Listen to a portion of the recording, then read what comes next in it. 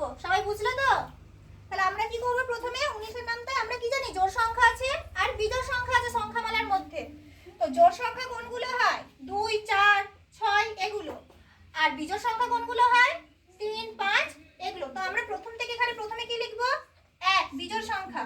তারপরে কত? 1 এর পর 3, তারপরে 5, তারপরে কত হয়? 7। তারপরে দেখো 7 এর পর কত বিজোড় সংখ্যা? 9। 9 এর পর বিজোড় সংখ্যা কত হয়? না 11। 11 এর পরে কত হয়? 13। তারপরে কত হয় বলো? 15 15। বাহ। আচ্ছা 15 এর পর কত? 17। এই তো 17 এর পরে 19 হয়ে গেল। এরপর আমরা কি করব? নিচে থেকে লিখে লিখে যাব। তাহলে কত লিখবো? 0 থেকে এরপর পরপর সংখ্যা লিখবো। 0, 1, 2, 3, 4। বুঝতে পেরেছো সবাই? তাহলে প্রথমে এখানে কত লিখবো? 0। 0 এর পর কত? 1।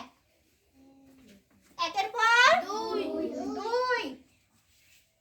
2 এর পর 3। 3 এর পর কত?